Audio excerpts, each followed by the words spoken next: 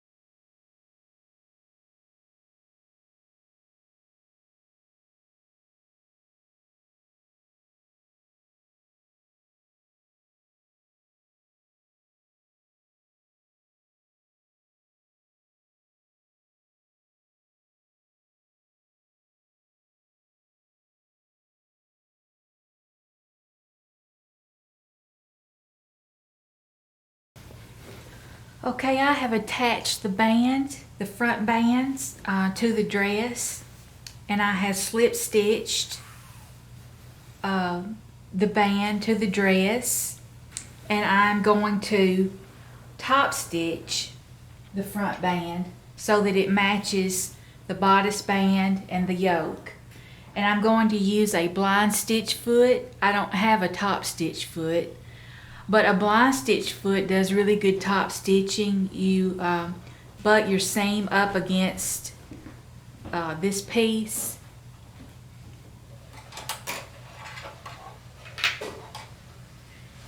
and there is a center metal piece on this foot, so you have to set your needle position to the left.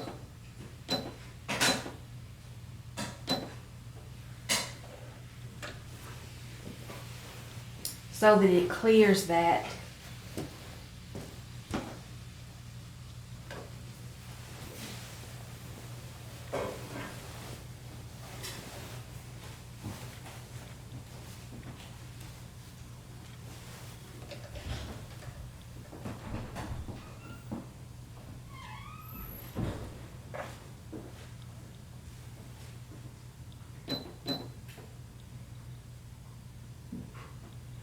Make sure it clears, and it does.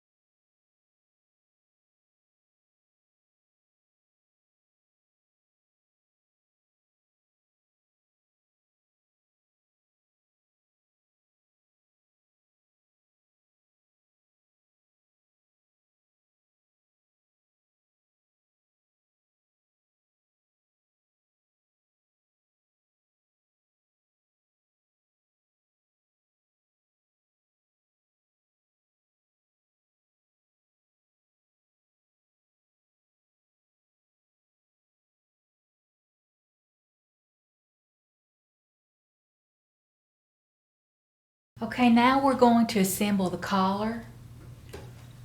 So with right sides together,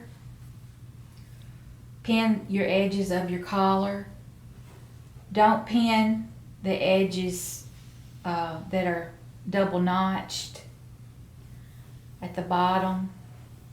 We're going to sew around at 5/8 of an inch seam allowance, and we're not going to sew the portion that has the notches.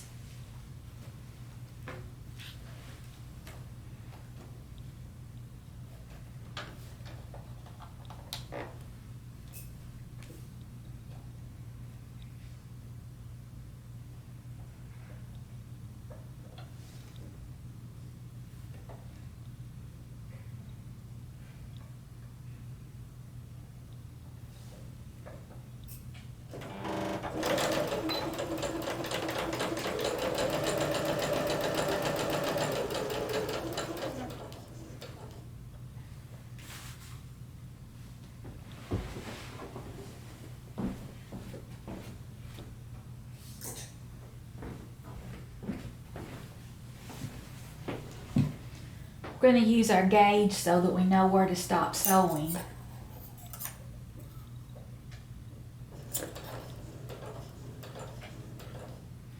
Okay, so that's 5/8 an inch from this edge. And instead of lifting my presser foot with the needle and the needle down position and pivoting all the way to a 90 degree, we're going to pivot to a 45 degree. Place our presser foot back down, and we're going to stitch 2 stitches in a 45 degree angle. Okay. Now we're going to go ahead and rotate it to the 90 degree.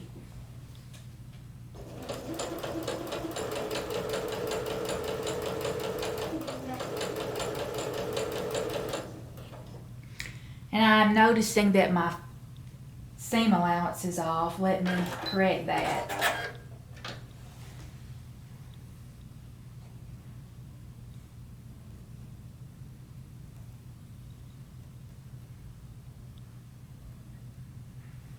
Okay.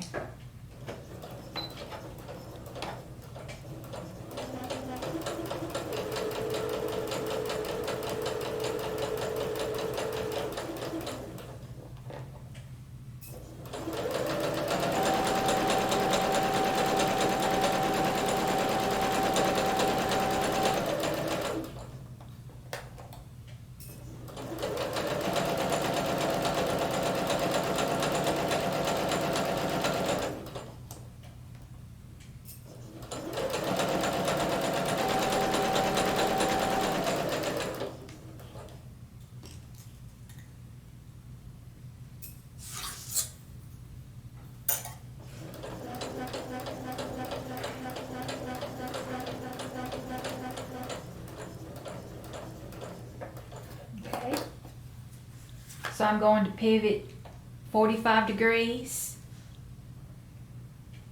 sew 2 stitches, pivot the remaining 90 degrees,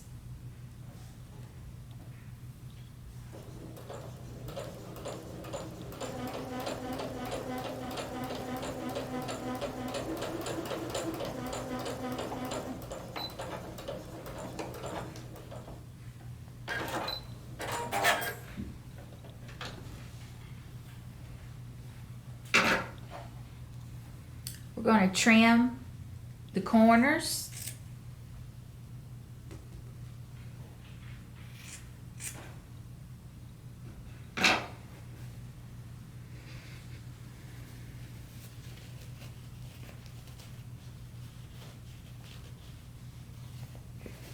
Turn out the collar.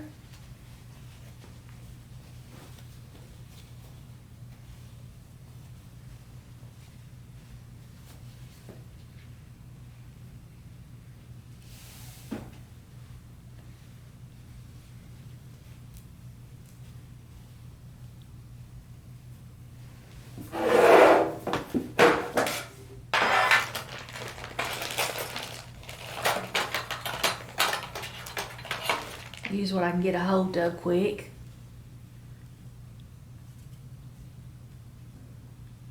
To turn out these points in the corners.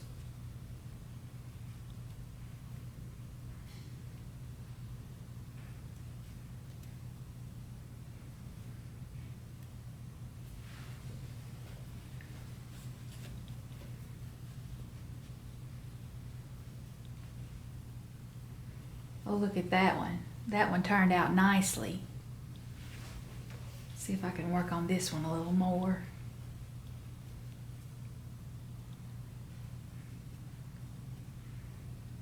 Okay. Now I'm going to take this to the ironing board. I'm going to iron it down. Since I have edge stitching on my the rest of my dress, I'm going to edge stitch my collar using my blind hem foot.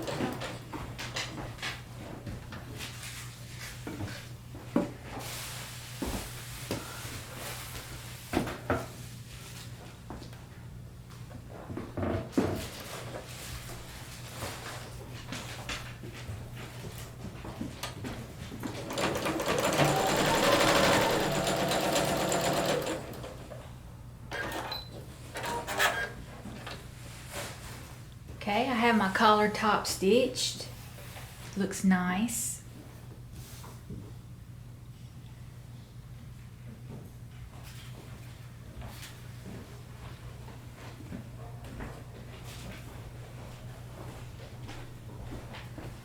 Okay, so I'm going to take my interfaced collar band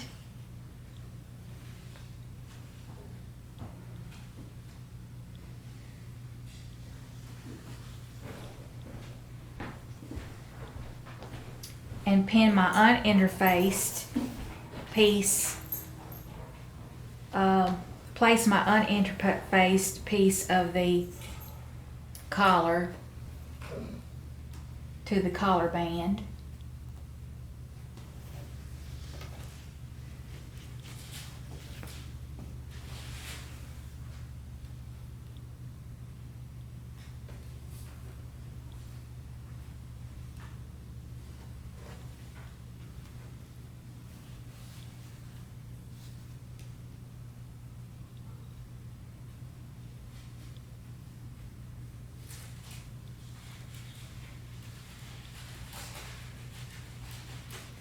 I'm going to iron down the single notched edge of my collar band that is uninterfaced. So I'm going to iron it down at 5/8 of an inch of seam allowance.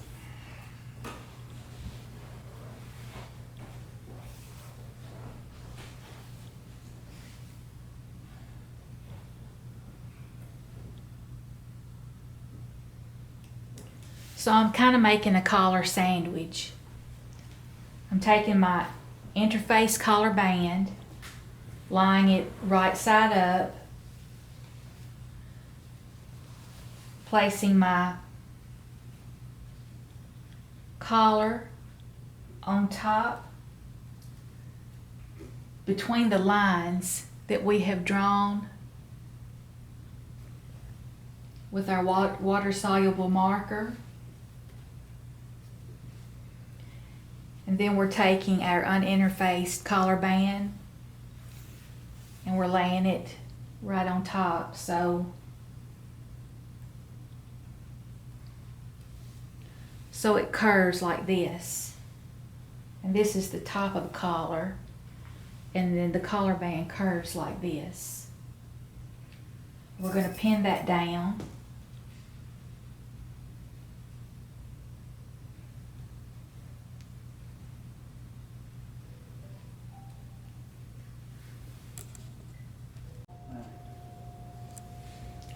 Okay, we have made our collar sandwich and we have pinned down our collar. Now we're going to sew at 5/8 of an inch seam allowance all the way around.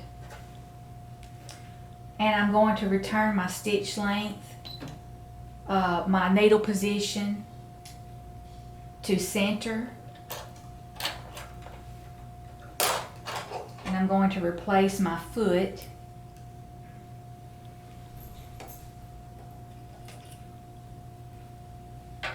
with the general purpose foot.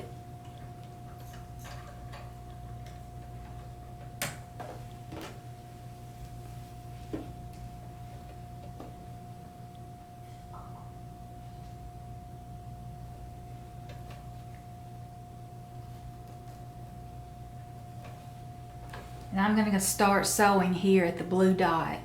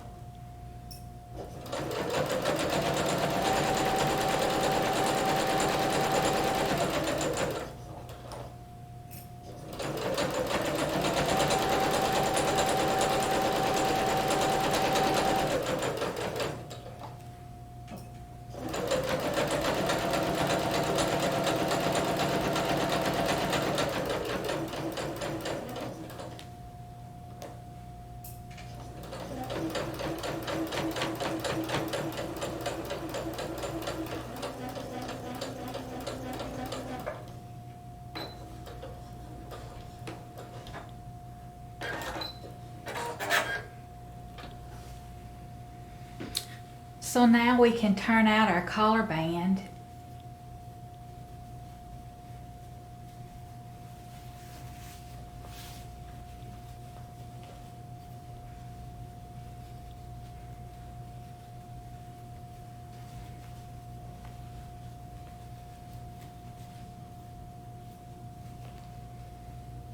Let's snip these corners before we do that.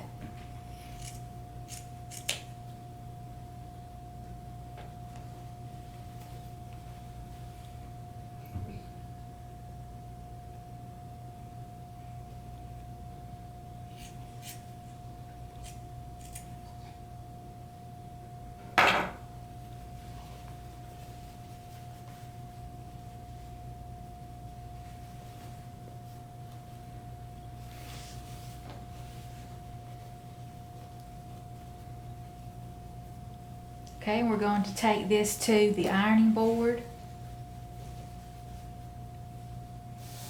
and iron this down.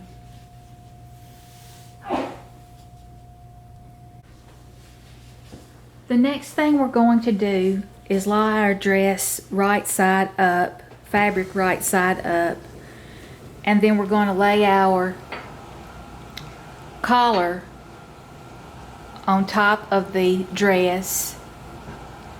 And we're going to find the center back mark on the collar and the center back mark on the dress. We're going to pin there, and then we're going to pin outward, matching up our notches all the way out to the edge. And now we're going to take this to the sewing machine, and we're going to sew at 5/8 inch seam allowance all the way across.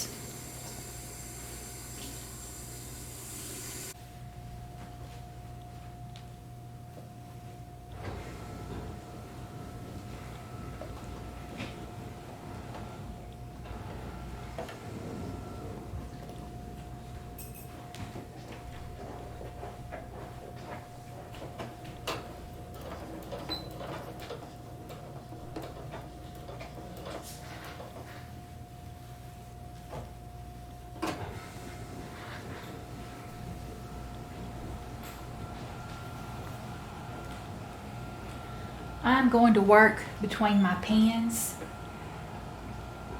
making sure that in between my pins, in between my presser foot and my next pin, the fabric is smooth. There's nothing caught up underneath it.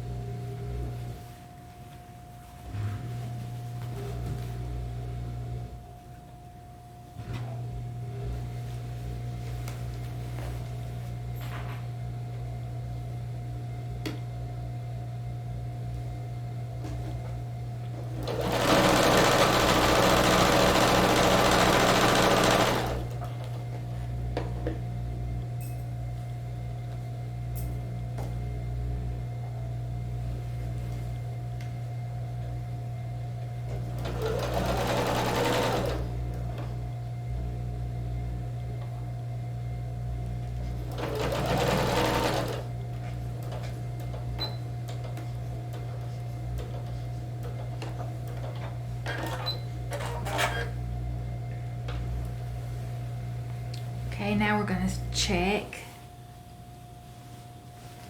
See if everything looks good.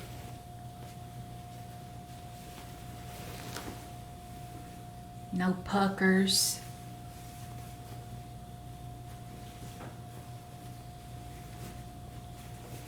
Okay, everything looks good. So now I'm going to take this and I'm going to slip stitch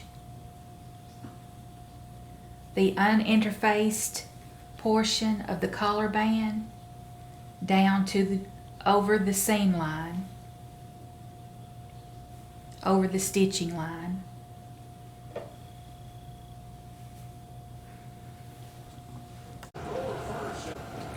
So the next thing we need to do is work on our buttonholes. And our buttonholes go on the right side of our dress. And we're going to use the front band tracing to help us find where we need to place our buttonholes, or you can just use your ruler and measure them. These buttonholes are 3 inches from the top of one buttonhole to the top of the next buttonhole, all the way up and all the way down, for a total of 1, 2, 3, 4, 5, 6, 7, 8, 9, 10, 11 buttonholes. And you always start your first buttonhole at the band and then work outward from there. Okay, so everybody's sewing machine is different, and if you have an automatic buttonhole attachment for your machine, that's what you need to use. And read your sewing machine manual and for the instructions on how to make buttonholes with your machine. But I'm going to show you how I make buttonholes with my machine. So I have an automatic buttonhole foot, and I'm going to put the button in the spot here, and this way it makes the right size buttonhole. And then I'm going to somewhat awkwardly attach my buttonhole foot, and I'm going to select the buttonhole stitch,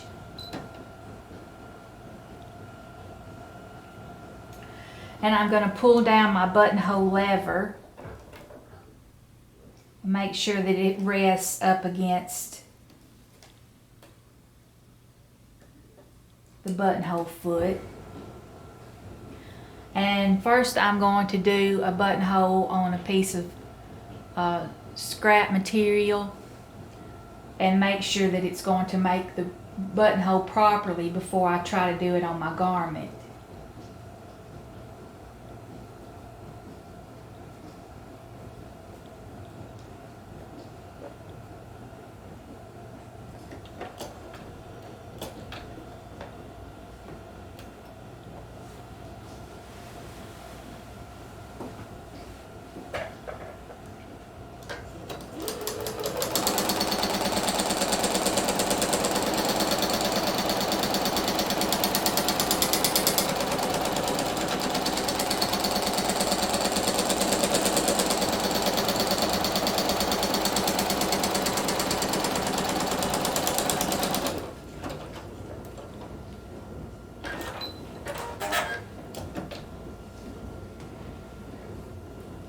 And it did make a proper buttonhole front and back. So I'm ready to sew my buttonholes.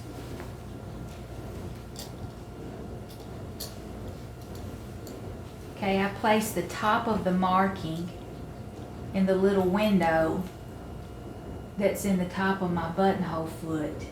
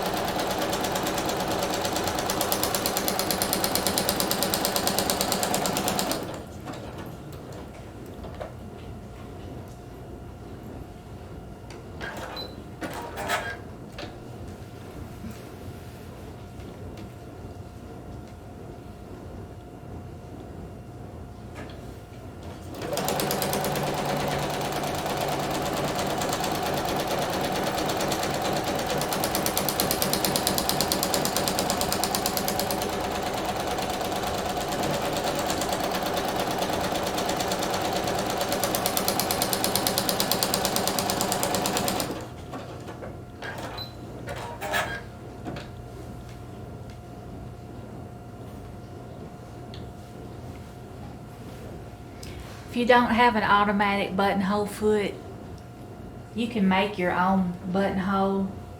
All it's doing is zigzag stitching across the left, zigzag stitching across the right, and making a bigger zigzag stitch at the bottom and the top. That's the only thing it's doing. You could practice a little bit and do that on your own if your machine won't do it for you.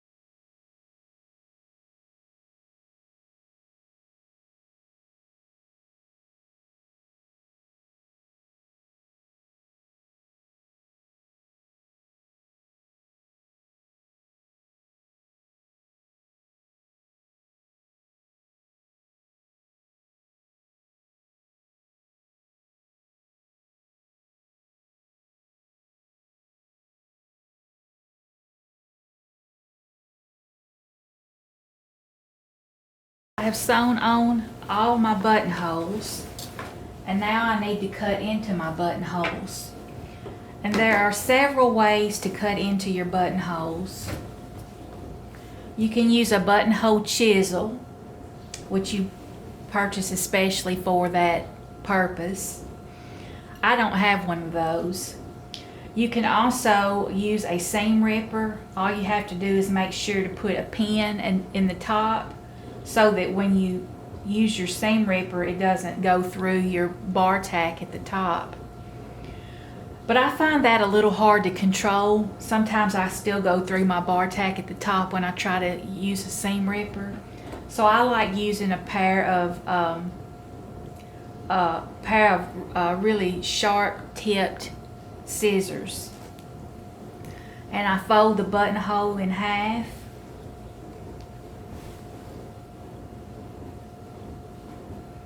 And I clip into the center of the buttonhole just to get it started. Then I can put my snips in.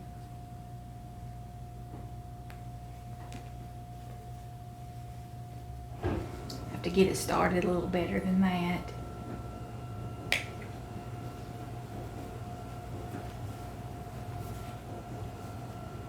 Then I can put my snips in and snip up to, but not through that bar tack.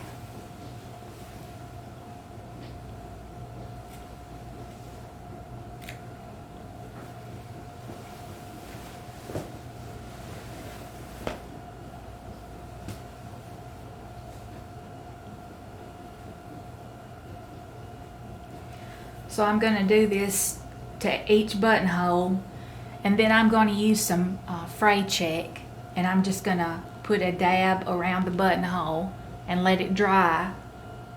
You don't have to use fray check if you don't have any, but it's nice to use just to keep your buttonholes from fraying when you wash it. Okay, it's time to mark your buttonholes. The way you do that is lay your dress out and put your button bands on top of each other. Separate your buttonholes with your fingers. Use your water-soluble marker to mark your button band underneath for placement of your buttons.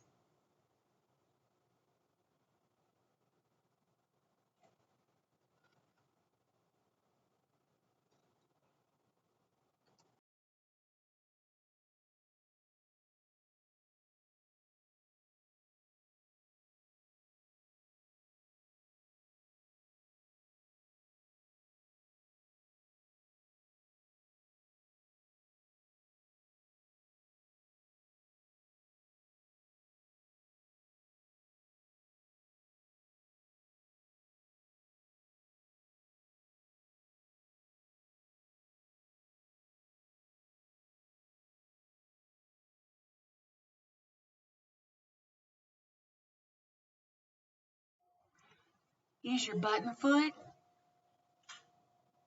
that comes with your sewing machine.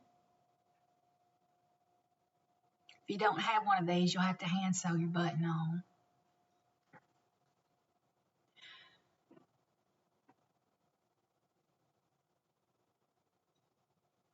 Place your buttons under your button foot.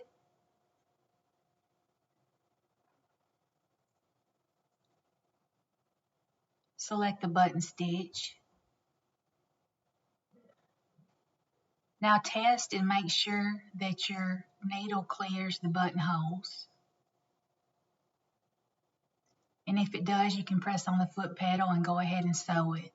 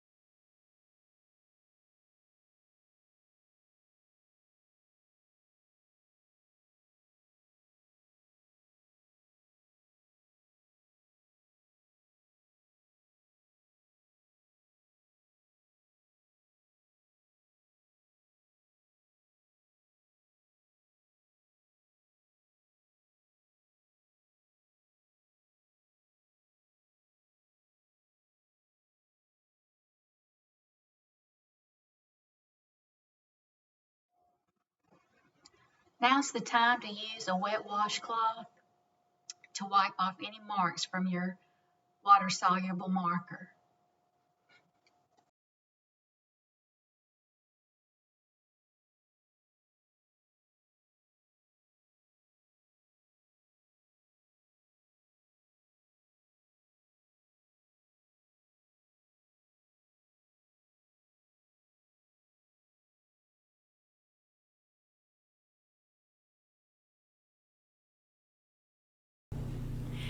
Thank you for joining me for part 6 and the completion of the McCalls 6696 shirt dress sew along. I hope that this was beginner friendly, and also I hope that it shows that if you learn to grade patterns, you can make any pattern in any size that you want. If you like what you've seen, please click the like button, and if you want to see more, please subscribe. Until next time, bye-bye.